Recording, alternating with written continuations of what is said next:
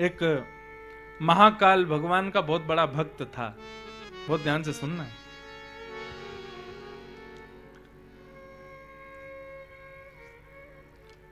नित्य महाकाल भगवान पर उसको बिल्वपत्र चढ़ाना होता था।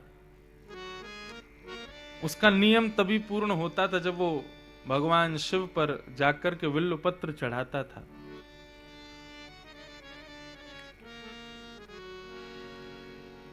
जिस नगर में वो भक्त रहता था उस नगर का राजा भी बहुत बड़ा भक्त था, और उस राजा ने तो ऐसा किया कि एक पूरा बगीचा ही खरीद करके उसमें सारे बिल्वपत्र ही लगा दिए। सब लोग बहुत ध्यान से सुनो, पानी पी लो लेकिन ध्यान से सुनो। वैसे तो श्रोता को बिल्कुल वैसे बैठना चाहिए जैसे वक्ता। वक्ता पानी पीता, चाय पीता कथा के बीच में, तो श्रोता क्यों पी रहे हैं फिर? चलो पी लो, कोई बात नहीं, आज के लिए छूट है, पहला दिन है, लेकिन कल से अपने सब व्यवस्थाएं पहले ही पूर्ण करके बैठना। बीच में कोई आना नहीं चाहिए। कई कथाओं में तो चाय बिस्किट भी बंटते हैं बीच कथा में। बताओ, पिक्चर देखने जाएं, पॉपकॉर्न खाएंगे, कोल्ड ड्रिंक पिएंगे, घर में बैठ के सीरियल देखें, उसमें भी खाना पीना चाहिए, कथा को भी नहीं छोड़ा। पानी तक ठीक है, नहीं पानी तो पीते जाओ, क्योंकि आप लोगों के हाथ में गिलास देख के प्यास तो मुझे भी लग रही है, लेकिन आप लोग पियो प्रेम से। हमारा तो मर्यादा है भैया, हम तो 4 घंटा बाद ही पिएंगे। लेकिन ये चढ़ाने का तरीका अच्छा तो नहीं। क्या बता रहा था मैं?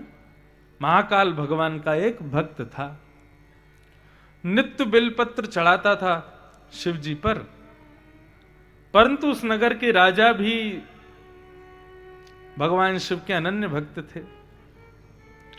तो उस नगर के राजा ने तो एक बहुत बड़ा बगीचा खरीद लिया, उसमें बिल्वपत्र के वृक्ष लगा दिए और नित्य वहीं से बिल्वपत्र तोड़ता और भगवान शिव पर चढ़ाता था।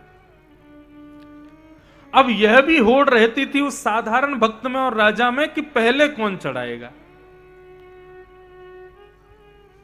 तो वो भक्त क्या करता था कि सुबह सुबह मंदिर खुलते समय ही पहुंच जाता था, तो जाकर के बिल्वपत्र चढ़ा देता था।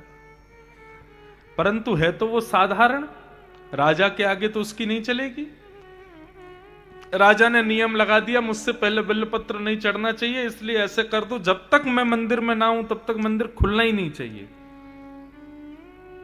अब वो साधारण भक्त जो था वो बड़ा दुखी हो गया, बोले क्या करूं, राजा अपनी मनमानी से सब आगे चला जाता है, मुझसे पहले ही सब कर देता है।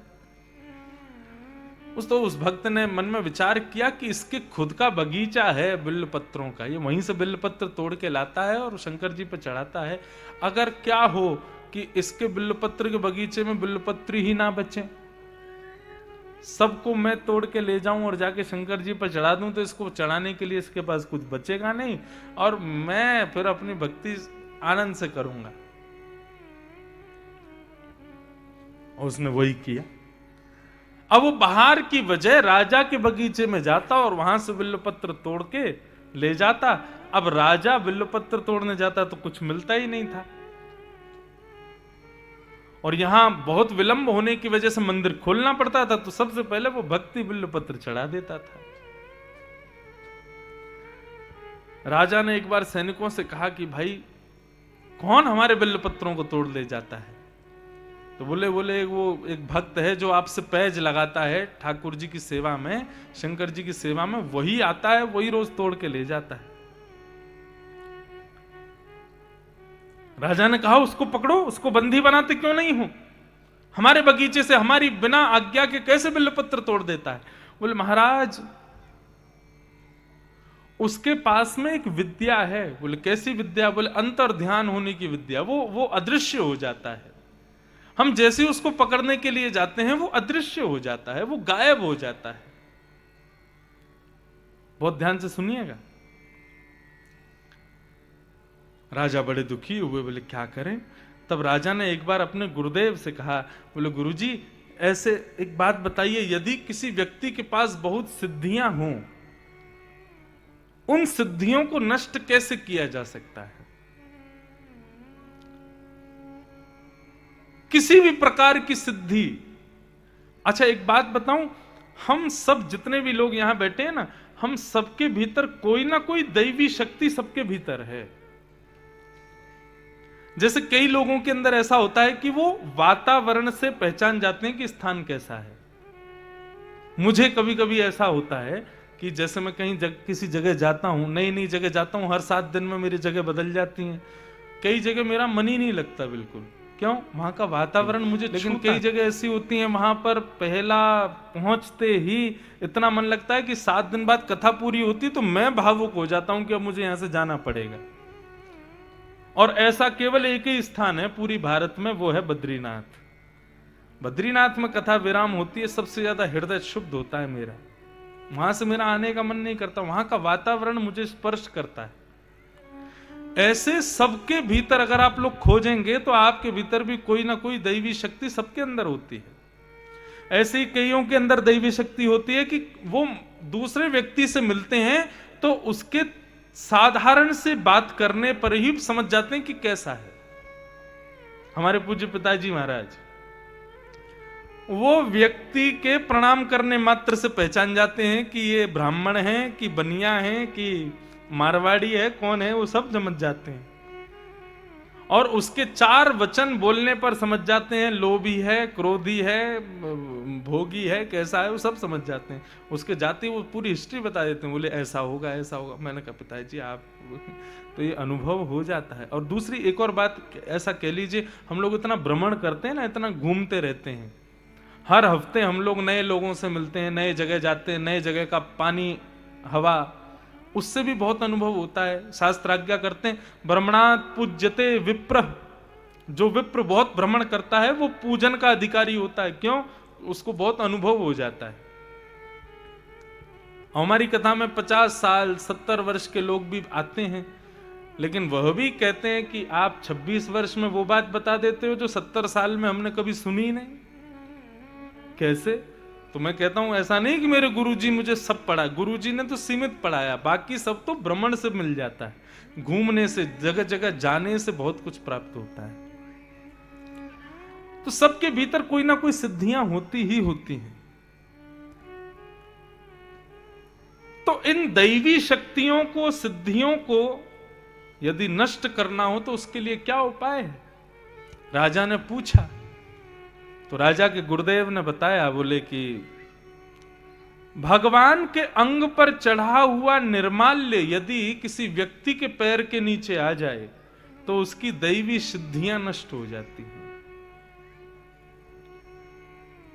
ध्यान से सुनिए,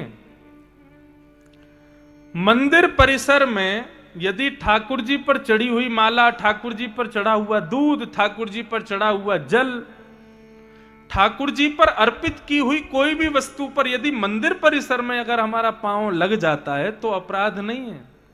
लेकिन मंदिर परिसर से बाहर यदि उस वस्तु पर अगर हमारे पैर पड़ गए या किसी का भी पैर पड़ गया तो वो सबसे पहला क्या करता है, उसके भीतर जितनी भी दैविकता हैं, जल्दी याद करने की क्षमता हो, पुरानी स्मृतियों को याद करने की क्षमता हो, या कोई भी उसके अंदर जो दैवी शक्तियां होती हैं उनको नष्ट करती है वो।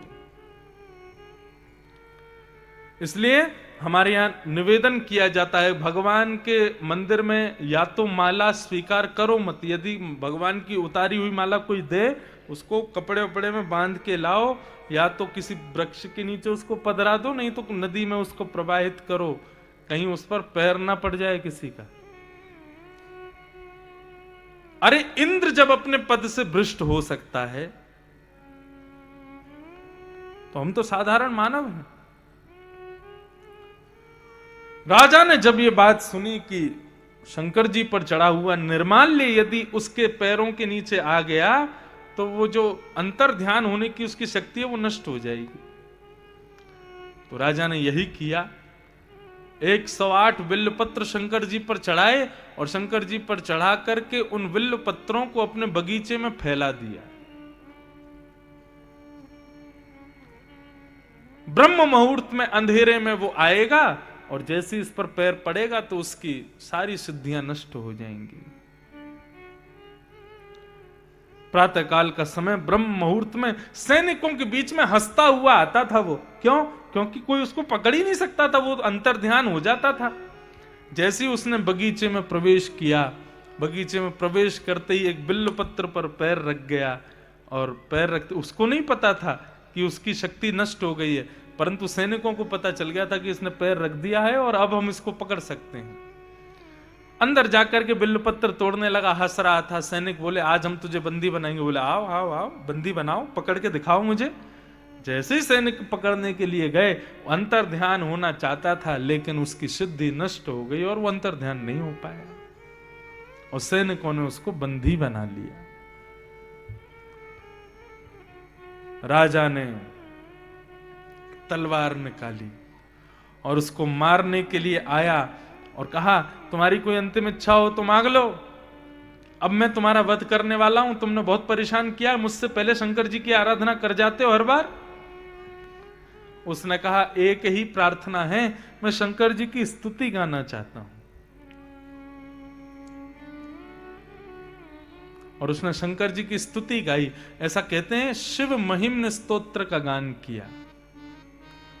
स्तुतियों में सर्वश्रेष्ठ स्तुति यदि कोई है तो वो शिव महिम्न स्तोत्र है।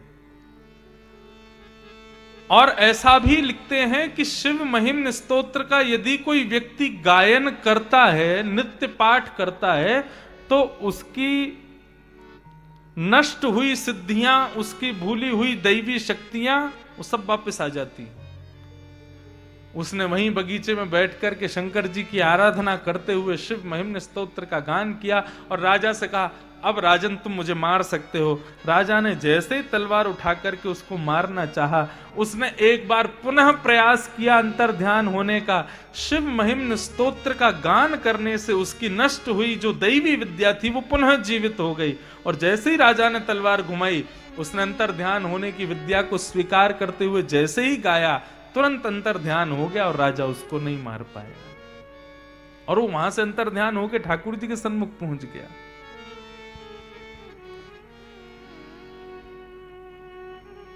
शंकर जी को जाकर के प्रणाम किया। राजा ने अपने गुरुदेव से जाकर के पूछा कि उसकी सिद्धि नष्ट हो गई थी, लेकिन जैसे ही मैं उसको मारने के लिए पहुंचा उसकी सिद्धि पुनः प्रकट क्यों हो गई? तब गुरुदेव ने बताया, बोले कि निर्माल्य पर पैर रखने से सिद्धि समाप्त होती है, परंतु जिन ठाकुर जी के निर्माल्य पर पैर रखा गया, यदि तभी उनसे क्षमा मांग ली जाए और कोई स्तुति गा ली जाए तो वह सिद्धि पुनः प्रकट हो जाती है। क्षमा नहीं मांगोगे तो सिद्धि नष्ट हो जाएगी। तब राजा ने कहा मैं भी अब कहां तक उसको पकड़ूं। उसने जाकर के उस भक्त को क्षमा मांगी और कहा कि अब कल से मैं और तू दोनों एक साथ बिल्व पत्र चढ़ाया करेंगे ठाकुर जी के ऊपर जाके। इसे कहते हैं विवेक। हमारे पास जो कुछ भी है, चाहे वो हमारा आत्मबल हो, चाहे दैवी बल हो, चाहे धन बल हो, चाहे बुद्धि बल हो, सबके उद्देश्य में केवल ठाकुर जी की आराधना होनी चाहिए। और यदि ऐसा नहीं है तो हम भी रावण से कम नहीं है। इसे कहते हैं ज्ञान।